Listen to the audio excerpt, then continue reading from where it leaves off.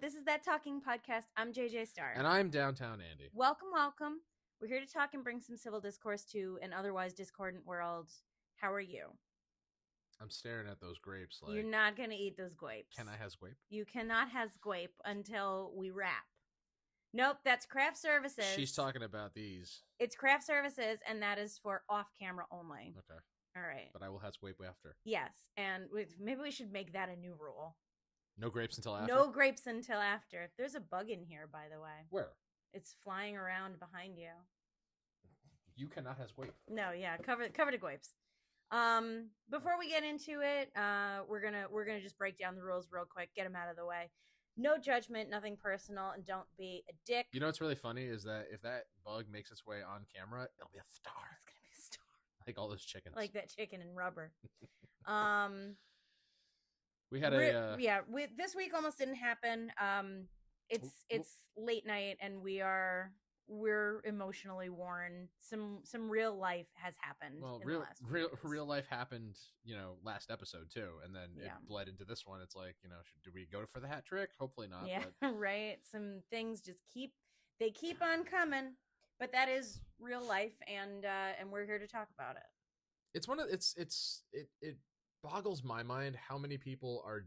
I mean, I understand that people get uncomfortable when it comes to dealing with real life. Yeah, talking about it, which is weird to me because why would you be weird about talking about real life? Real life does happen to almost everybody. Like, death is a reality. Yes, and I know some people who just absolutely cannot talk about it. In any capacity. Yeah. That being said, we were given the very unfortunate news Saturday evening that my father passed. Yeah. Just turned 80 years old on April 13th. He wanted to hit 80 and he did it, and then he just pushed a little further. I was thinking earlier today, I'm kind of glad he not only lived to see 80, but he also lived to see Mike turn 50. That's true. That's true. It's just like when my mother went, I'm like, I'm so glad she didn't go on my birthday. Yeah. She waited till the next day. She did. She waited because she didn't want to ruin your birthday. Because my grandmother died on my mother's birthday. And so she knew that she's like, sucks. I'm not doing this to him. Yeah. But yeah, no. My father Oh, what do we do with this episode? Like, do I just tell stories? Do I talk about like how Saturday went? Like This is grief. This is real time grief. Yeah. And it's different for everybody. It looks different for everybody, and I think that, this is one of those things that not a lot of people talk about because it does make people uncomfortable. I mean, I told you I'm not good with grief. I handle grief, and I do grieve. I am grieving. But I'm very awkward around other people's grief. There were two very specific moments in my childhood when I kind of came to terms with what death was. Yeah. I remember my great aunt. So I think my father's aunt passed when I was very, very young, like 3 or 4, maybe 5. Yeah. And you remember that? Oh yeah. That was the first wake I ever went to. Okay.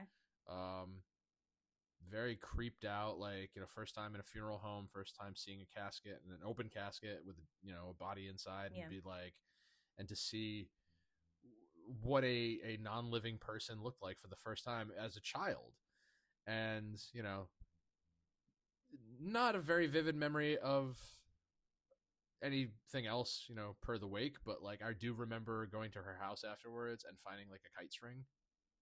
Because like everyone was just like taking all her stuff, and I'm just like, oh, can I have this like spool of string here? And I used it for a kite.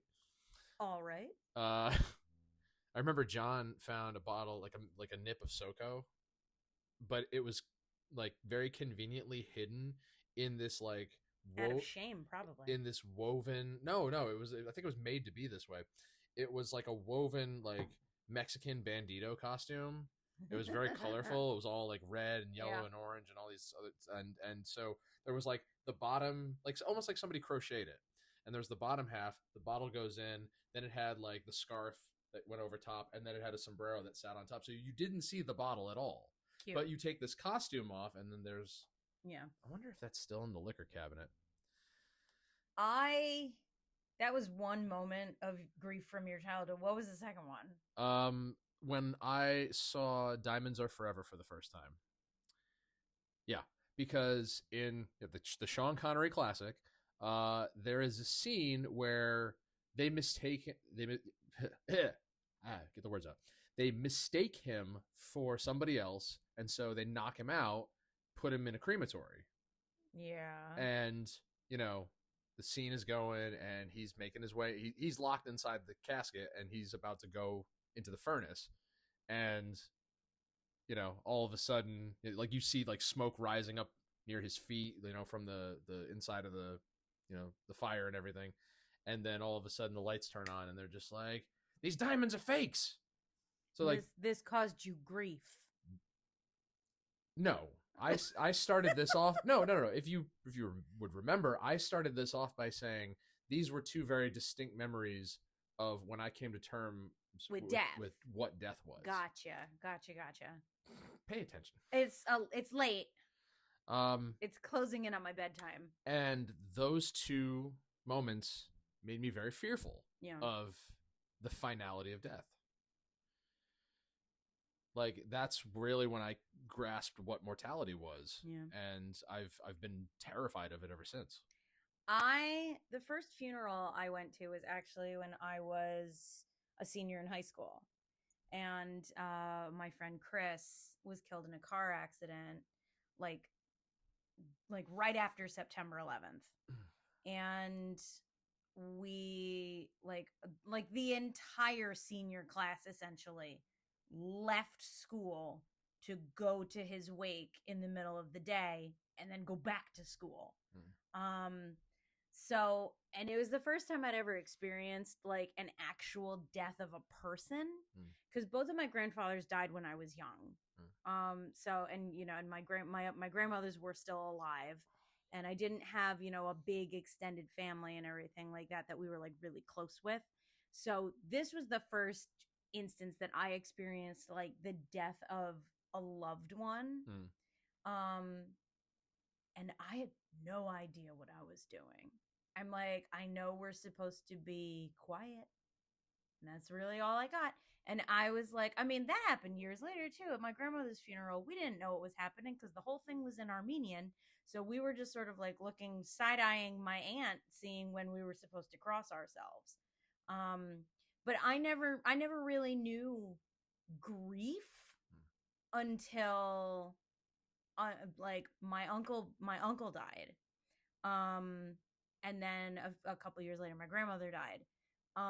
And it was difficult for me to sort of process, like, because I was more concerned with how my family was feeling than with how I was supposed to process it. I knew that death happened. I knew it was a part of life.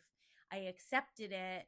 And I really didn't mourn. I grieved, but I didn't mourn because I was much more concerned with how like my mother was handling it and my sister was handling it and everything. So it, the first death that I truly mourned was when I lost Banky. That was actually the first time I really mourned a loss. And it's different for everybody, but it's like,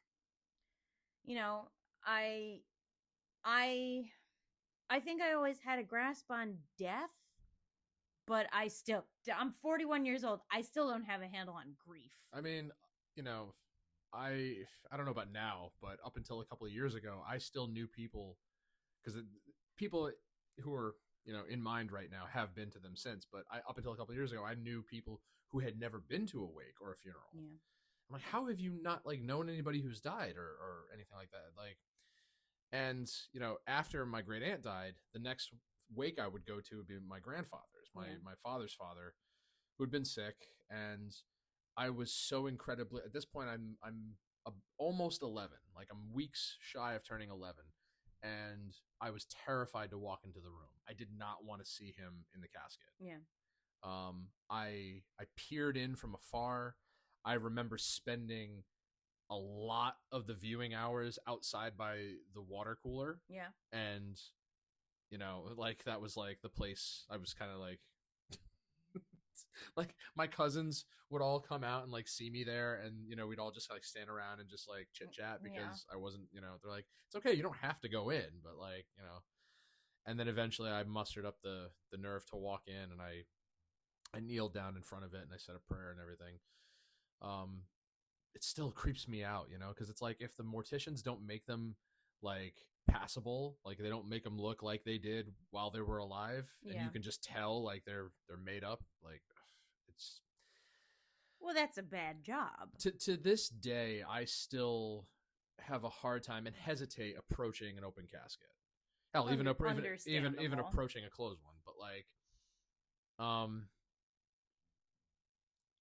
and for me that was my, I mean, there were deaths in between, but like the major ones were my grandparents. Yeah. They all came pretty quick. My father's father was 99. My mother's father was 03. My father's mother was 04. And then my mother's mother didn't go till 13. Yeah. But I'd gone to friends ones. I'd gone to parents of friends ones. Because out of respect, I attend because that's what you do. You pay your respects to the deceased. Mm-hmm. Either because you knew them or because you're close with a friend or relative of theirs. That's what our religion, our heritage, or whatever it teaches us. It's like you show respect for the deceased. Yeah. But boy, did it start to really, really hurt when immediate family started going. Yeah. I mean, I've talked about my brother John and my mother before on this podcast. But I mean, there are moments associated with those, that will haunt me forever. Like, and it gets to a point where like it's coming, like it's only a matter of time, and then sometimes you could be like, okay, well we knew it was coming, but then other times it hits you out of nowhere. Like this past Saturday, I knew my dad was in poor health. I've been telling him for years, start eating better, start moving around more, get a second opinion, do this, do that, do whatever. And you pointed out the other night, it wasn't that I was trying to tell him what to do or be mean or anything like that. I wanted him to have a better quality of life, and I wanted him to take my advice. Yeah. But, I was about to leave for the gig that we had Saturday night, and Mike calls, my brother, and he's like, hang on, I got Mark on the other line. We got to merge them together. Now, I'm thinking at this moment, like this was only 2 days ago. I'm at the time of recording this. I'm thinking in my mind, we're going to have a conversation about putting him in like assisted living or something, because he's finally at that point where he shouldn't be alone. Yeah.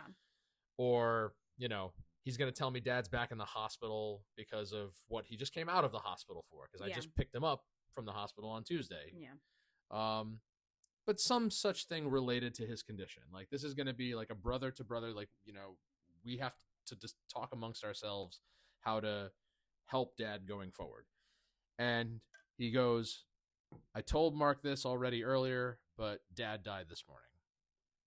And I yelled out the word what? Because it hit me out of nowhere. I literally had just seen him 4 days before. It felt like it came out of nowhere, even though, I mean, he was in and out of the hospital so much. He was a frequent flyer. Very frequent flyer. And I mean, his health was getting worse and worse. He was constantly talking about it, that, like, I don't have a lot longer and everything, but that's just one of those things that you think you say. But then he started telling us about his panic attacks and how he didn't want to be alone. And I'm like, then come here. I can't make it up your stairs. I'm like, well, he would always call me at like the worst possible moments. Like if I was about to fall asleep, it's like, I fell, you got to come pick me up. And I did a lot of the times. Yeah.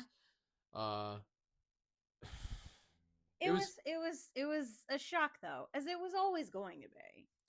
No matter how prepared you think you're going to be for it, you're never actually going to be. I just envisioned it kind of going like how it went with Mom, because she was in hospice at the end and she was home, and we had a bed put in the living room,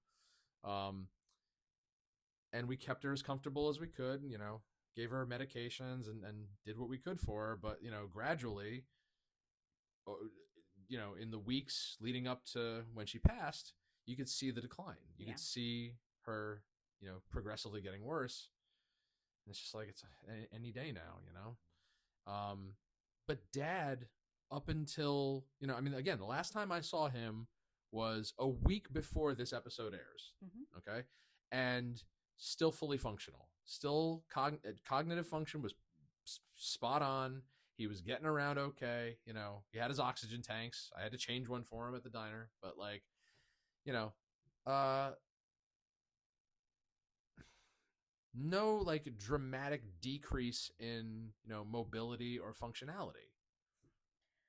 I mean, I've seen the man over the last 3 years, and he definitely, in my opinion, he was obviously in decline. Yes, but again, if you had seen my mother, you would have watched as we did, as over time, everything kind of started to just taper off. Yeah. Like her speech slurred, her she had far less energy, she was sleeping a lot more, she was way less mobile, and then she was essentially confined to the bed.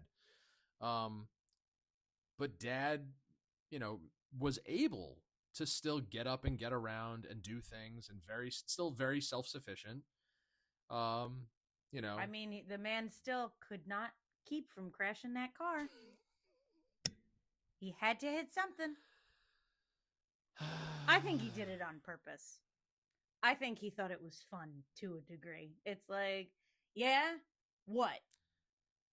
I'd like to agree with you, but I was there when he hit 3 cars in the hospital parking garage.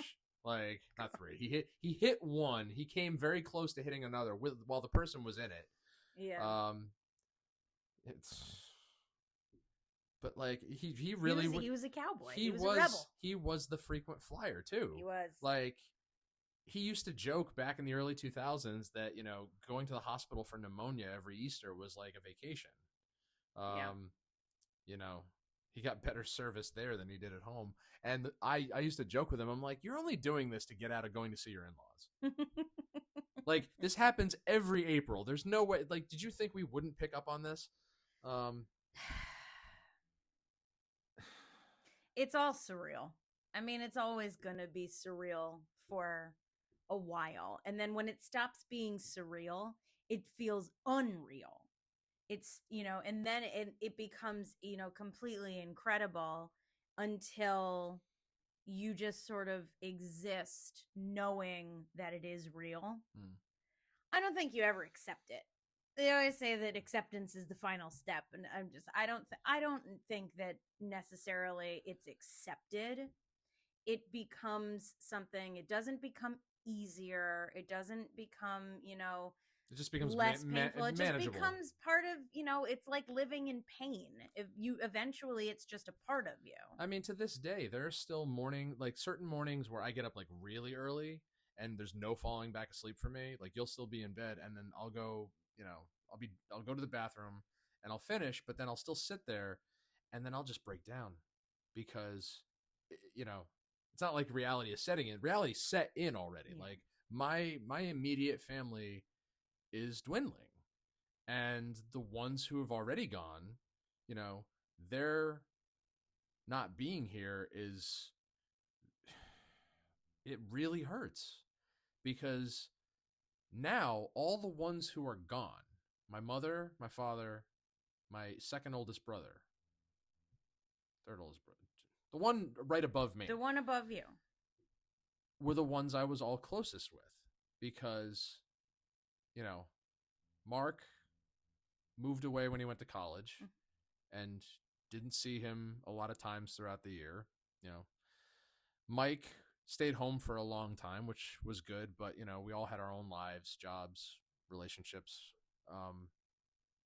What I mean to say, well, because John and I were the closest in age, yeah. So we were always around each other. Right. A lot of times if we would go out, it'd be mom, dad, and the two of us. Mm-hmm. So I spent a good majority of my life with these 3 people. And now they're all gone. And I mean, I don't want to say I'm distant from Mike and Mark, but you know, again, we all have our own lives. We don't really do much. You know, we don't even really communicate that much. Um, I wish that weren't the case. I said that for years about my extended family because for years we spent way more holidays and way more Sundays going to see my mother's family than my father's. Yeah. And I thought that was kind of unfair because it's not like I preferred one over the other. I wished we had never left. Like my family was the only one who kind of just like took off from New York. Everybody else stayed close to our grandparents, like whether it was in Queens or Suffern or New Jersey or wherever. Like, you know, like we were all the aunts, uncles, and cousins stayed, you know, closer, Right. and we were the ones who said see ya. And you know, I found out later on we used to have these parties at our house in Sandy Hook where the whole family, both sides would come. And then, but I mean, I knew that already, but what I found out is that like some fight led to it not happening anymore or some disagreement, whatever it was. It's stupid at this point, but I'm like, so now I don't get to see the rest of my family because of something I don't understand, something I wasn't privy to. But like, you could always reach out. I have. There have been times where, you know, I've reached out to cousins and, you know, like, my father's brother, my aunt and uncle, they moved down to Florida recently, and they wanted us to come visit before they did. And you know, I'm so glad I did because I don't know when I'm going to see them again. I wish they weren't so far away. You know, Dad's cousin, the one who had 95 acres in Pennsylvania. You know, I would have loved to have seen him a lot more before he passed. He and Dad were really close. And we went to go visit him right before he died. Didn't he live in a VA home or something? At the time, yeah, that's where he was. But when he was in Pennsylvania, I would see him like every 4 years. Well, I mean, my dad's family lives in Texas, and you know, I mean, they always have. My cousins live, you know, in like the Midwest and everything. But I've seen them once in my life. My cousin Michaela, I've literally only, to the best of my knowledge, I've only actually seen once in person, and her sister I've never seen in person. Like, I think in my entire life. I think some of my cousins listen to this, and if you are listening, just know that I'm a little jealous because you tap in. You guys get to and come and see each other all the time, and got to growing up, and it's just like I always harbored this. I don't know if it's resentment or just this bad feeling because like I had friends who, you know, their family was always close by. I had friends who always did things with their siblings, you know. Envy. Like they were in bands together and had, you know, mutual friends and things like that. And because there were so many age gaps between my brothers and I, it's like we didn't run in the same circles. Amanda and I tried to start a band. Yeah. A couple of times. It didn't take, but we tried. I mean, you talk about, you know, I haven't seen my sister more than a handful of times in the last, 10, 12 years or so. She lives 3,000 miles away, and now I get to see her for the first time in 2 years. I've seen your sister 3 times. Yeah. No, it hasn't been 2 years. No way. Has it? I haven't seen her. The last time I saw her was my birthday. Your birthday, last year. So it's been a year and a half now. Okay. It's been a year and a half since I've seen my sister, and now she's finally coming back for an actual visit. And the first thing she's gonna do when she sees her is go to this funeral. And I was just like, she's like, of course I'm gonna be there for you guys, and they're gonna be there for you. Wait a minute, your sister's coming to the? Of course. Oh, I didn't know. Oh, wow. Oh, absolutely. No, I didn't know she was coming this soon. She's gonna be here on Saturday. Wow. Yeah. You know, and they love you, and you know, you get to see my parents all the time, and they love you. It's really weird having in-laws that I actually, you know, love and it's admire. Weird. It's weird being in a relationship with someone that my parents want to be around. So congratulations. Because I'll tell you right now, I have more in common with your sister than any sister of anybody I've ever dated before. So probably, yeah. And it's just like, wow. like my cousins that live locally, within an hour and everything, I've been seeing in 20 years, right? Yeah, probably more than 20 years at this point, because of a huge falling out that my family had. And now it's like, the more that time passes, the more I think to myself, this is stupid. I'm like, this is literally stupid. And there's no reason anymore for us to just perpetuate this distance just because our parents, dealt with it. I'd always heard like rumblings about extended relatives or what, like somewhere in the lineage, like Yours or mine? in mine, Oh, that uh, some siblings didn't talk to each other for like 20 years. I think like siblings of the grandparents, you yeah. know, and then they reconciled like at wakes or funerals, or maybe they didn't reconcile at all. But I just remember like hearing something about like siblings not speaking to each other for 20 years, and that we weren't supposed to do that because we had Yeah. that example, to go my by. my brain wants to say that my grandmother used to fight with her sister Mm. all the time, and like would go like without speaking to each other. My brain wants to tell me that that was true, but they lived in the same house, and I find it a little difficult to imagine. Like, But I'm trying to think that I think I remember that happening. I'd always heard that my grandmother, my father's mother, used to love to bicker with everybody. Yeah. Like, I've heard a story about that someone said that she once said, like, why can't you argue with me like, the other Ugh. one does? Like, which is always weird to me because it was either the summer after my grandfather died or the summer after that. I went and stayed with her for a week. I remember this. Yeah. She was in like a retired condo complex, and I stayed with her. We didn't argue about anything. We didn't argue like She didn't need it from you. I don't even remember what we chatted about. Yeah. Like, I remember playing cards with her, watching Bob Ross, Yeah. like walking to the club or whatever. But like, I don't have any bad memories of that woman. Like my uncle used to argue constantly, but I'm pretty sure he just wanted to be right about everything. Like I don't understand, people who are like, "Oh, I love to argue." Like a spirited debate, sure, but like to bicker and stuff, it's like, "Oh." That's how it was, explained to me, and I'm just like, it must not be the same person because I'm not getting that from my grandmother. Yeah. I like hearing the stories of how my grandmother had a tendency to set the kitchen on fire. You mean like me? Yes, just like you. Yes, you would have got along swimmingly.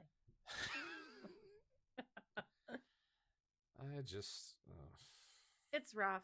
It is. It is. I mean, like, there's no denying it. Because now I can't bicker with my dad anymore. Well, you can, but he can't bicker back. Oh, he can. I'm sure if you find a way. If you listen hard enough, you might hear it.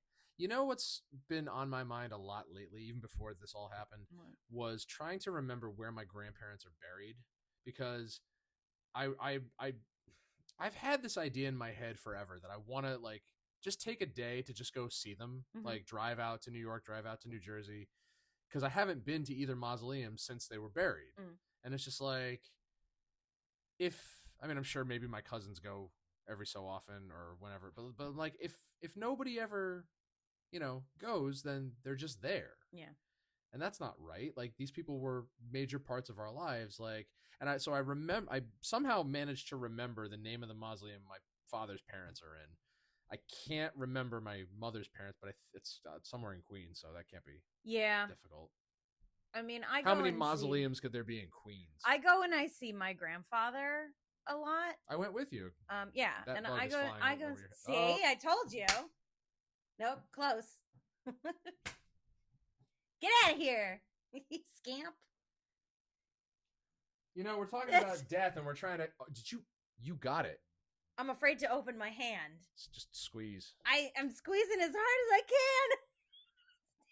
What do I do with it? Take it outside and set it free. No, because I could open my hand and it might be guts.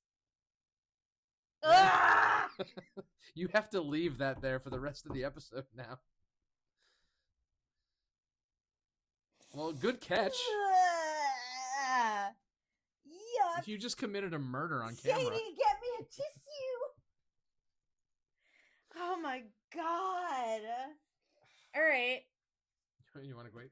I don't want a grape. I want a napkin. Oh god. Talk without me. All right. We're back. Getting back to death. We're back. Oh god. Speaking of trauma. Oh boy. What are we talking about? We went to go visit my grandfather. And you've come with me and stuff. And it just happens to be that apparently, like, the majority of that family is buried in that same cemetery. I just have to find where they are. See, now, I remember my grandfather being the first to go. He went in 99. That was my first experience with a mausoleum. And I'm like, a mausoleum? What the hell? I'm like, you just literally store caskets on shelves in a building? Like, really? Isn't it going to smell? And then, like, I read the pamphlet, and, like, there's a whole science behind it. Well, they put lye or something? No, or chalk or something? No, they put it in a like a vault, and then they seal it, and then there's like airflow. Because when we went to Sleepy Hollow, we got to walk through Ye Olde Mausoleum. I mean, I don't know what they did back in the day, but from what I remember reading in the thing, it's like it just stinks. The casket goes in, it gets sealed shut, and then there's like a ventilation. Like they pump air in there, I guess. But again, if nobody goes to see them, then they're kind of just there. Like, well, I mean, eventually they are just there. Where was I going with it? That was my first experience with a mausoleum, and I'm like, oh, that's so great, because now bodies don't have to go in the dirt, and they don't have to decompose. And, now when, scientists figure out, the secret, how to reanimate dead bodies? Like, they'll start with the ones in the mausoleum. Oh, my God. That's why I'm going au natural. That's another reason why, like when I've discovered what cremation was, I'm like, no, absolutely not. No, I do not want any part of me on fire and ceasing to exist. And for that, and only for that reason, I will not cremate you. Yeah. Because I know I want to be. You would be very upset because if coming back is an option, sign me up. I am going to go naked in a sack, put me in the ground, and plant an apple tree. Plant an apple or an orange tree or something over me. Something that would be nice to sit under. There's a percentage of our listeners who now just tuned out because they're like, talking about death, can't listen to this one. Listen. What did Grandpa say? Death! The death is all around you. And I mean, that's just it. Is that... I mean, like, being at the cemetery and looking down in the hole, like, before they drop them in. Oh, I know. It's just like, I mean, there's a little bit of comfort I get from knowing it's like, okay, they're in the casket goes into a vault. It's like, it's sealed in a metal vault, so it's less likely metal. Yeah, it's like steel. Should or it be iron. stone? No. Not the ones I saw. Oh, that's fucking weird. Because the thought of being, dirt and bugs. Yeah, getting in is like.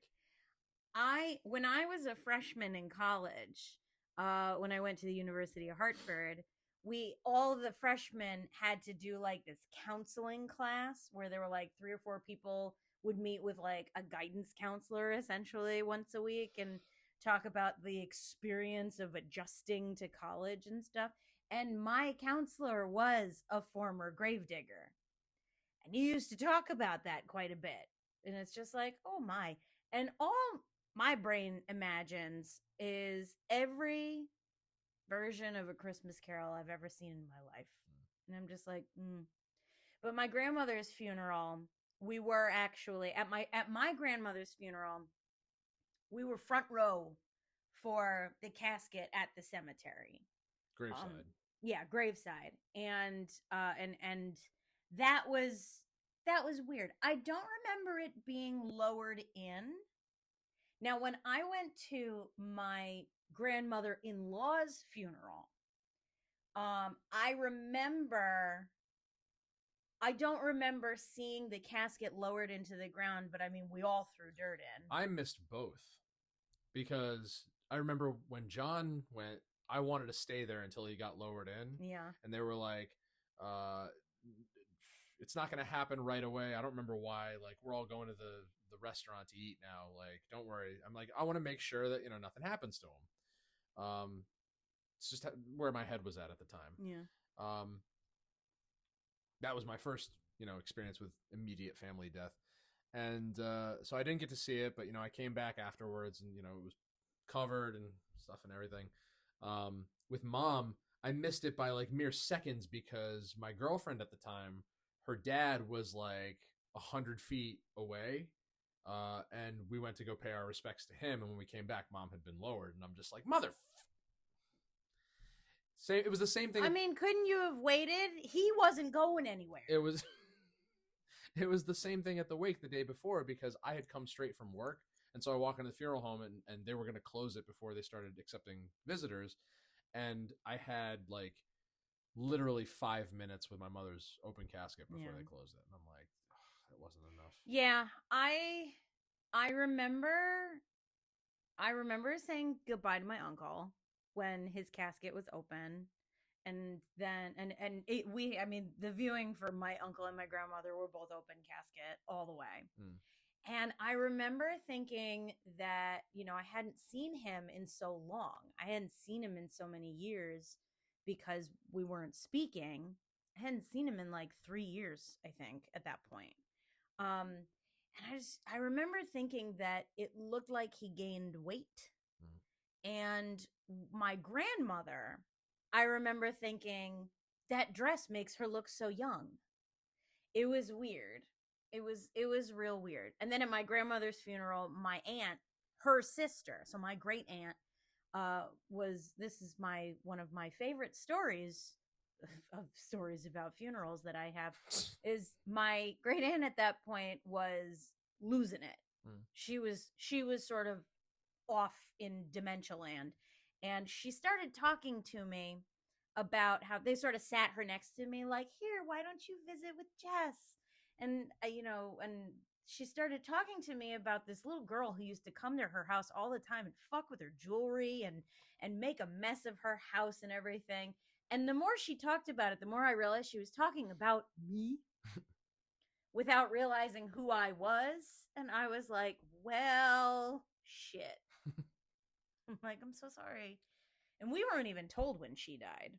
I was bummed about that. I would have liked to have said goodbye to her. The hardest part about all of this for me with the immediate family is I always scramble trying to find as many videos as I possibly, I always feel like I don't take enough videos while they're here. Like I've searched, all my hard drives and everything for years trying to find things with John and Mom in them. And I still don't feel like I haven't, because I want to be able to see them and hear their voice and, watch them move.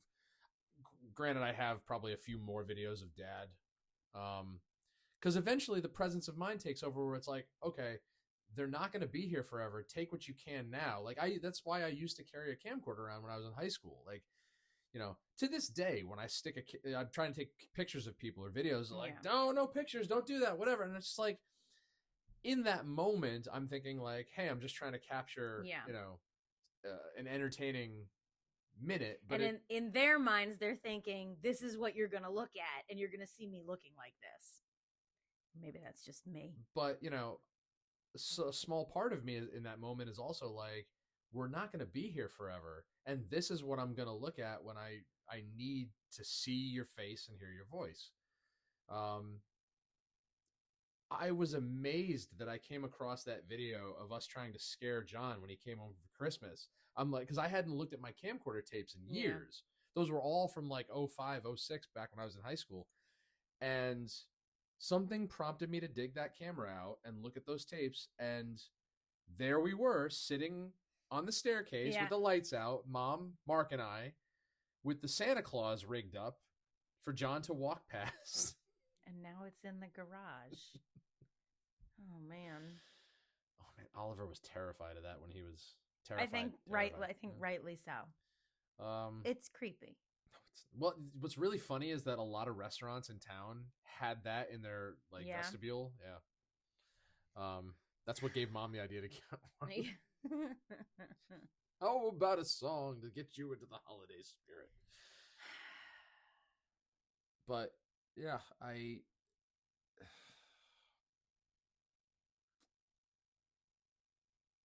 this fucking sucks. It does. You know, I said to you, I think yesterday, I'm like, I have so many terrible memories of my dad, fights, bickering, disagreements, like all these things he did that made me so angry and mad and frustrated. And in that moment when I was saying this to you, I couldn't think of a single one because all I could think of was all the things he did do for me. And that's Yeah. probably one of the most important lessons I learned from my parents is that it's not that nothing is forever. It's that, you know, you will be mad at people for a time, but you'll get over it. And you'll realize that whatever you're mad about, it's not worth holding on to.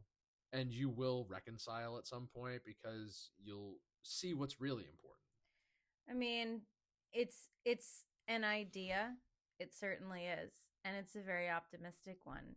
For me, the idea also exists that even, being mad, being, angry, being hurt, by someone, it doesn't it's not a tipping scale. It's not like this person sucked, which means that they're not good. It's like, no, no, no, the good still exists, and it will always, check itself one way or the other, or balance out. It doesn't take away anything from the fact that you have all of these good memories. I've said many a time that, my uncle was, I have clear, vivid memories of my uncle doing some really shitty things and saying really hurtful, mean, nasty things about me, about my family, about his family, about perfect strangers, and his opinions about the world and everything like that, and thinking, this man is kind of an asshole. But it's like, I also still remember, you know, lying on the floor of the living room with him, sharing, the arm of the backrest that was on the living room floor, and us just lying there on our backs looking at the TV. And he just goes, "You like sharks, right?" And then puts on Jaws for a 6-year-old. So now you know where that came from. You know, I was at odds with John when he died, and I've hated that and regretted it ever since. I'm so glad that Dad and I were not at odds when he died. Yeah. And you got to hold on to that.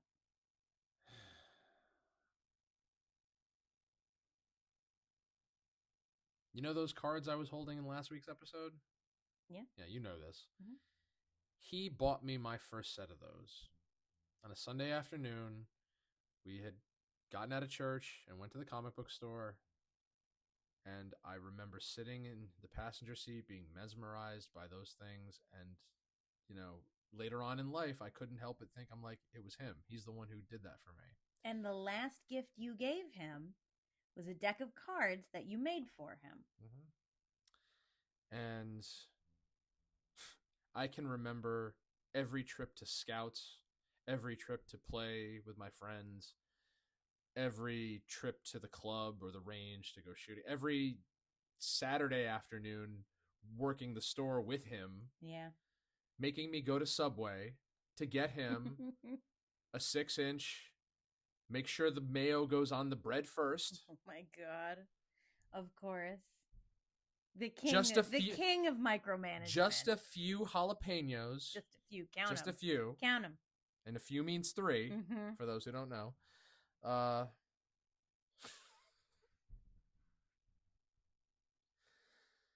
And that's really the most important thing, is to just hang on to those things. If you guys check it's in my story right now. Maybe I'll post it at some point. But if you check my Instagram, I posted a picture. I definitely told this story on an earlier episode, but we got the weekend wrong. Like back in the day, you used to go to the Danbury Mall dressed in costume on Halloween or around Halloween. That was after it wasn't okay to go trick-or-treating at strangers' houses anymore. No, this was No, while you could yeah still do that. yeah no That's this nice. this was the early '90s, Gotcha. and it was I think my mother's idea that we go dressed as the cast of Peter Pan, Mm-hmm. and so I remember my grandmother had like sewn our costumes and stuff like that, You look good. and yeah, uh, Dad basically just threw on his regular clothes and put a bandana on Yeah. and made himself Smee. Yar. But the thing was is that we went on the wrong weekend Mm-hmm. because we walked into the mall and we're basically all just in our pajamas and robes and stuff, and nobody else is in costume. I mean, with your mother walking around in a And nightgown, nightgown, yeah. I mean, it's like she looked like she came straight out of the loony bin. That's funny. She's like a Fellini. She's like a Fellini character, just drunk dancing in a fountain. And I do take some solace in the idea that her and Dad and John and Shorty are if you believe in that sort of thing, they're together. I do. I absolutely do. Yeah. It's just it's tough for me because I'm the youngest of my immediate family, and so presumably I'm the last to go, which means I'm going to end up watching everyone go before me. And I hate thinking about that, but it's a reality. It's a thought in my head. It is a real possibility. Yes, that makes more sense. But you still have plenty of time to make good things happen. And I don't want to waste a second of it. And that is why I'd never pass up an opportunity to tell you how much I love you and appreciate you and what you do for me and what you mean to me and how much you make me laugh. And, I said it on Saturday. I dedicated our last song to Dad. And I said to the audience, I'm like, don't pass up an opportunity to tell people what they mean to you. Yeah. Because you don't know how much time you've got. I've said, you tell your friends and your family how much you love them so much it's embarrassing. I sent Rob a fucking like a video of a cat going crazy today that says, I'm just checking in on you.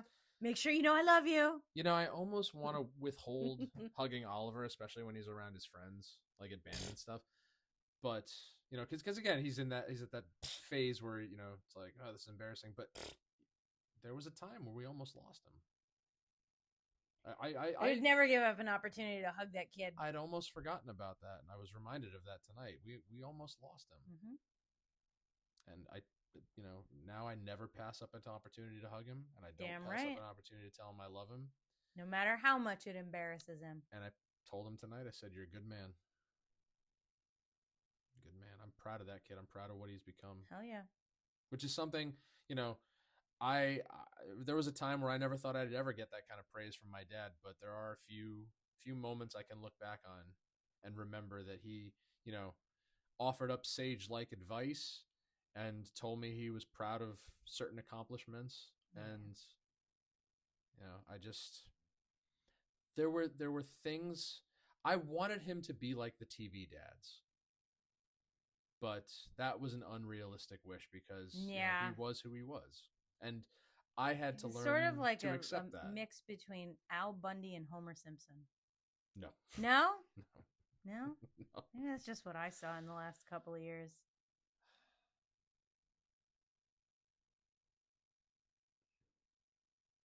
You okay? I was just thinking of John Wayne and Woody Woodpecker. Well, if you're going to be a combination, why not that one?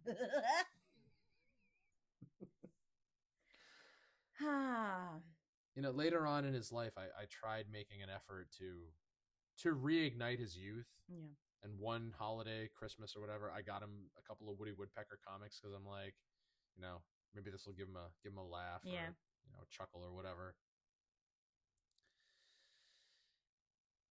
Because I started to think to myself, like, he's an older parent. Like, I'm the youngest of 4, so a lot of my friends' parents are much, much younger than my parents. And as I get older, I was able to see more how, as the world changes, you feel a lot more detached because you feel like nobody gets you anymore. You feel like things are moving too fast, and the world you once knew doesn't exist like it used to, and it becomes upsetting because things change around you that you're unfamiliar with. And I couldn't help but think that must be, to a degree, how he may have felt. And I can only imagine that might, happen to me as I get older.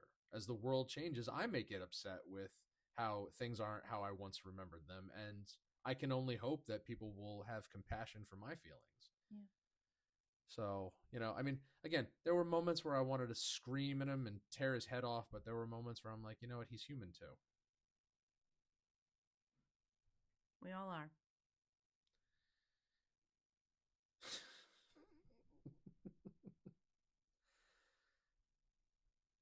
And our last meal together was at Denny's, of all places. Because the Grand Slam was buy one, get one for $1.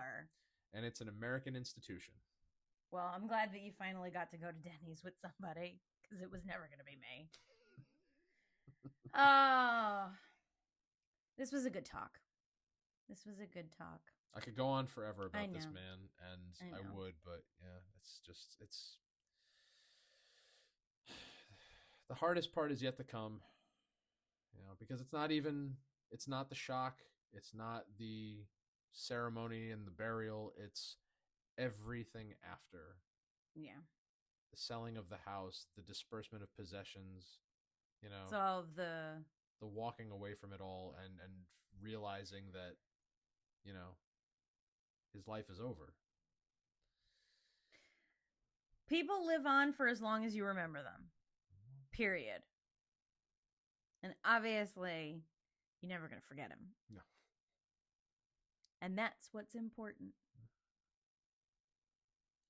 Well, I'm going to call it. Thank you out there in podcast land for tuning in. This was a good talk. Hold each other close. Tell each other you love them, and be excellent to each other. Find us on social media, DT Andy and JJ Star with 2 R's. If you go to our website, thattalkingpodcast.buzzsprout.com, you can now become a supporter of this show. You can make a monthly contribution as little as $3 a month to help support us, to help us, keep this content coming out. And to get some extra content. We'll get some extra content, some bonus material for you. Shout out, on the show. And, who knows, maybe some goodies along the way. And I've got goodies. Yeah. And you've got a show, Tax Collectors and Harlots. I see you eyeing them grapes. Tax Collectors and Harlots are playing at Pine Loft Pizza in Berlin, Connecticut. Pizza on June 20th. Yeah. Rocket Rooster might be coming with us. Oh, nice. All right. I'll be there. Yeah. And you can find Coat of Arms Tattoo on Instagram, Love Hard Art on Instagram, and get ready because in just a few months, we're going to have the New York Blood and Ink Convention, October 3rd, 4th, and 5th in White Plains, New York. I think that's everything. Thank you, Andy, for doing all you do. Thank you, JJ. And for us, and for this, and for you. Tune in next week for the exciting episode where JJ talks about how she quit her job. I didn't quit. I was sold. I was robbed. That's a story for another day. So until then, from the three of us at That Talking Podcast, I'm JJ Star. And I'm Downtown Andy. And we'll talk to you later.